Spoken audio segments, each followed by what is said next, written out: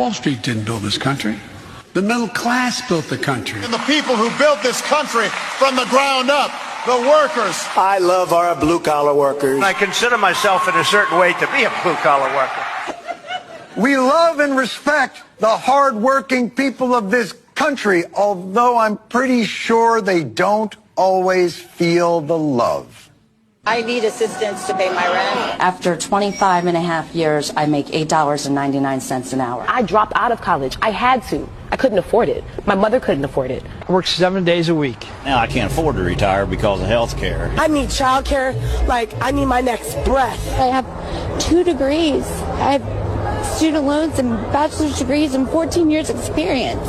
I should not have to come ask for food. I'm living paycheck to paycheck. If I live in a country that says it's #1, why do I feel like, I'm at the bottom of the barrel? Anybody know what might help them? Single-payer health care, government-paid child care, free college, government healthy food, early education, child education, universal child care, guaranteed job for everyone with a family-sustaining wage, adequate family and medical leave, paid vacations and retirement security. You all are dead on right. That is exactly what we need to do in this country. But I sense the tone in your voice. Why aren't we doing those things?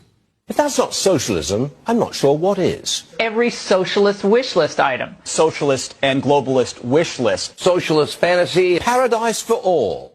So there it is. We cannot give our hard-working, leather-behanded heroes their basic needs because that's socialism.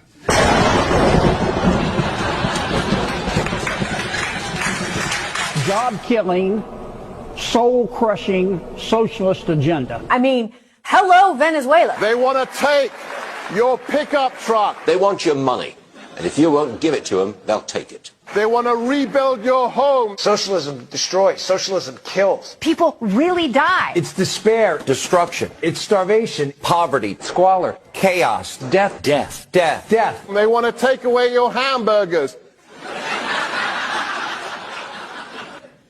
So we know that socialism is evil. But if you would indulge me for just a moment, why is it evil again? What does socialism do? It allows the government to choose winners and losers. And that is one of the things that we as conservatives fight against. There's only one problem with this. And that is government picks winners and losers all the time. The airline industry has gotten a $50 billion lifeline. $23 million incentive package for Amazon. J.P. Morgan Chase got $25 billion. Chrysler got some $7 billion. $700 billion of your taxpayer money to Wall Street big banks. Wisconsin is giving Foxconn $3 billion. So it turns out that the government is picking winners and losers. It's just picking corporations to be the winners. Man, I would imagine that good free market capitalists hate this type of socialist intervention. We must save Boeing. Stabilizing the banks was essential. We incentivized Amazon to come, as we incentivize every big business to come. $10 billion is a small price to pay for saving a company of that magnitude. So apparently government picking winners and losers in this case is great.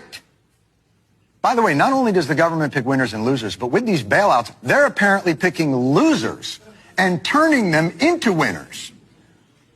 Just out of curiosity, what would you say if we bailed out a person? They started sending checks to people, getting them a little bit more reliant on government, a little bit more reliant on government. And now they are full-blown incentivizing laziness. Because why work hard? Why work hard when the government is going to cut you a check? The welfare state has incentivized women to marry the government and allowed men to abandon their financial and moral responsibility. When corporations fail, you pay for it. But when they succeed, it's theirs.